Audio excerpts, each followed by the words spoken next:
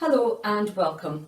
My name is Martha-Ann Brookes and I am Principal Trombone Player with Orchestra of the Swan. And today I'm going to talk about the Tuba Mirum from Mozart's Requiem, and in particular the Trombone Solo. In my time as a professional trombone player, I've been very fortunate to perform this work nearly 100 times, quite often on the second trombone part, which is a tenor trombone part, and it gets to play the solo in the Tuba Mirum. It's rather interesting that the second trombonist gets to play the solo rather than the first trombone, as one would expect. But before I say a bit more about that, I want to tell you a little bit about the different versions that are commonly used. Of course, Mozart died before completing his Requiem, and many different editions have been created over the years, not always for the better. There is in the trombone world an easy version and a busy version of the Mozart Requiem. In the easy version, the trombone parts assist the choral altos, tenors and basses in their parts, and we don't play in the introitus, the recordare or the sanctus sections. We call this the easy version because we get lots of rest in the work, and so your lips do not get too fatigued. And so when the second trombonist comes to play the Tuba Mirum movement, one is just nicely warmed up, ready to play the solo. The busy version is not as forgiving, as one plays in all the movements, and by the time the trombone gets to the Tuba Mirum, you've already had a bit of a blow. Different conductors over the years have had many ideas of what they want to do with the Requiem. A notable example would be Herbert von Karajan, who used to be the chief conductor with the Berlin Philharmonic Orchestra. He would often conduct this movement in a very sedate 4 in the bar, with all 3 trombones playing the solo together in unison. I think Mozart would definitely disagree with this, as he clearly marked the score, cut common time, andante, 1 trombone. Another factor is where one sits in the orchestra. This can be based on the will of the conductor and the constraints of the venue. Usually, the trombone section will perhaps sit behind the viola section, near the double basses, in front of the timpani. In some performances, the alto trombonist might be requested to sit by the altos of the choir, the tenors next to the tenors in the choir, and the bass trombone with the basses. When arranged in this formation, you really feel like you're assisting the members of the choir. In one performance, we had to sit behind the violin section, and in another performance, this had been requested of other trombones. I was invited for this movement to join the 4 solo singers and be considered the 5th soloist in this movement. A translation of the Latin text of this section of the Tuba Mirum is: "The trumpet will send its wondrous sound throughout earth's sepulchres and gather all before the throne. Death and nature will be astounded when all creation rises again to answer the judgment. A book will be brought forth in which all will be written, and by which the world will be judged." And as noted in my other video, the word trombone translates as long trumpet in German. Here is the full extract without the vocal parts.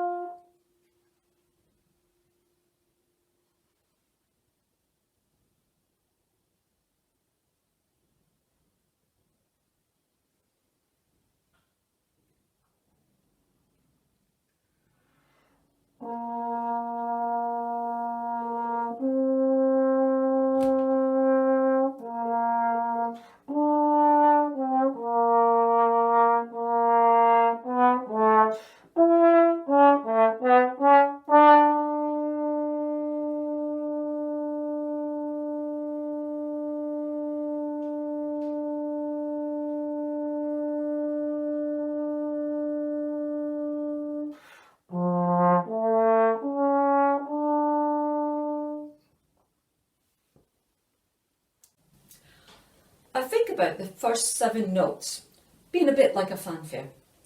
After all, I'm the only person in the whole orchestra playing at this point, and the bass singer is yet to join in. And when I get to note number 7, the bass soloist then reiterates what I have just played. Now, I'm very fortunate today that I have been joined remotely by tenor soloist Matthew Jeffrey and bass soloist Hugo Wickham. So thank you very much, gentlemen, for joining me today. Tuba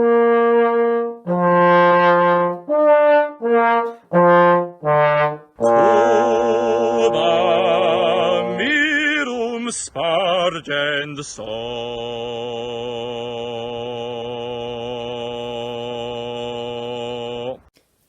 So, it is like I hand the baton over to the singer, and from bar 5 I play a little arpeggio pattern to accompany the bass soloist's long note.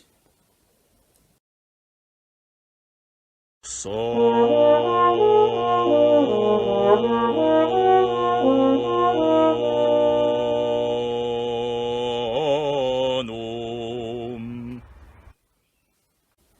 From bar 8, there are no markings given on the original score that Mozart wrote. In many editions of this music, the section is marked legato, and most conductors request that trombonists do this.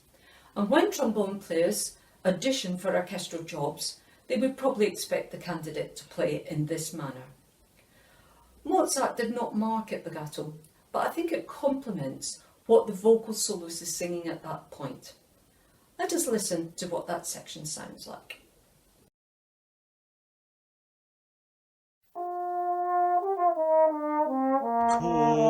Tuba Mirum spargent sonum per sepulchra regionum coget omnes ante tronum coget omnes ante tronum.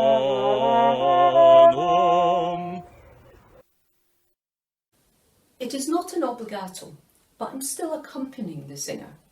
It is still marked as a trombone solo, but I tend not to treat it as a solo, but rather as a duet, a discussion, a dialogue between me and the bass singer.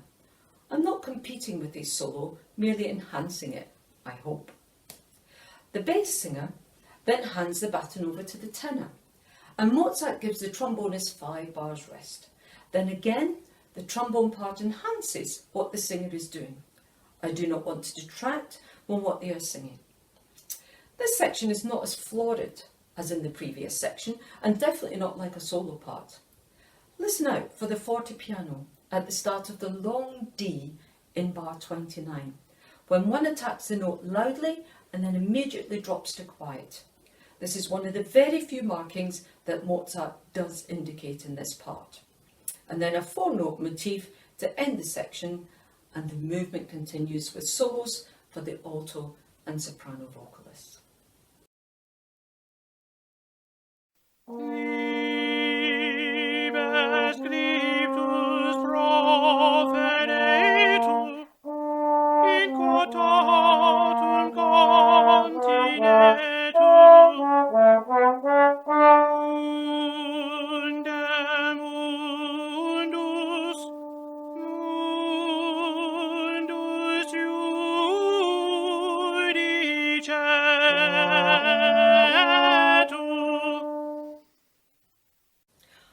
I want to mention a little bit about alternative slide positions in this piece. For the non-trombonist watching this simply means a note can have more than one position on the instrument. So for example, I tend to play the note D above the stave in first position. But we can also find it in fourth position. And then high F above the stave, we'd normally play it in first position, but it can also be found in sharp in fourth position.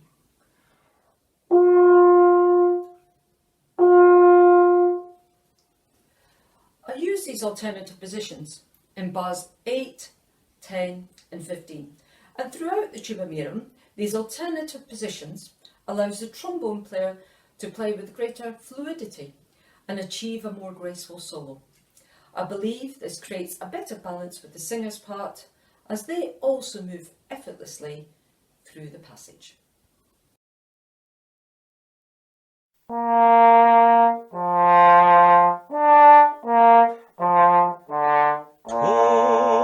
Tuba Mirum spargens sonum.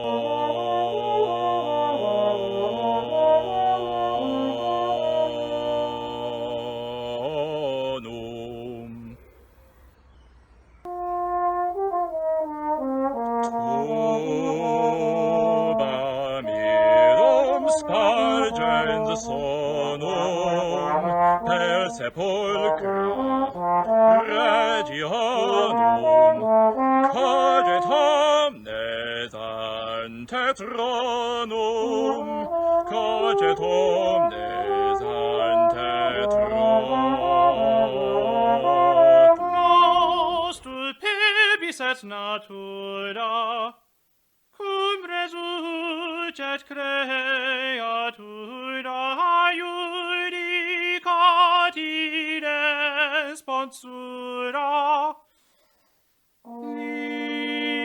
liber scriptus proferetur in quotatum continetur